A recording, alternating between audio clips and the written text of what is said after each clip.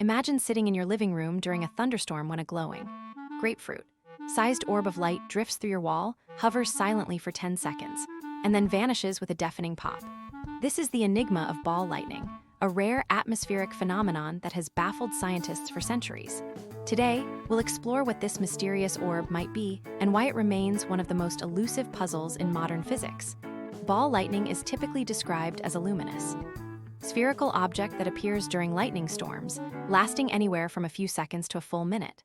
Unlike standard lightning, which is a fleeting discharge, these orbs have been reported to move against the wind, pass through closed windows, and even roll along the ground. For decades, many scientists dismissed these accounts as mass hallucinations or optical illusions caused by the intense glare of a normal strike. However, thousands of credible eyewitness reports, including those from pilots and experienced meteorologists, suggest something physical is truly interacting with our environment. We have yet to capture high-definition footage of the event, but the theories explaining its origin are becoming increasingly sophisticated. Why does it behave a solid object despite being made of plasma?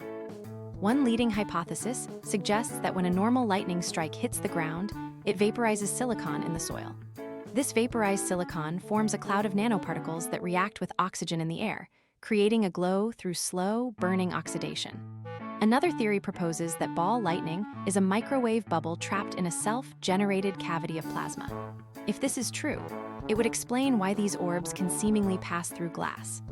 The microwave energy simply excites the air molecules on the other side of the barrier.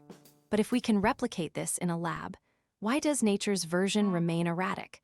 The most counterintuitive fact about ball lightning is that it may not be a distinct phenomenon at all, but rather a byproduct of our own brain chemistry.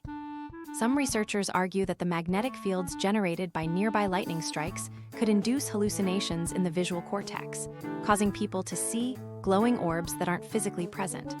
Yet, this doesn't explain the rare instances where ball lightning has allegedly left physical scorch marks or melted metal objects. Could there be multiple types of ball lightning, or are we witnessing a rare interaction between electromagnetism and the human eye?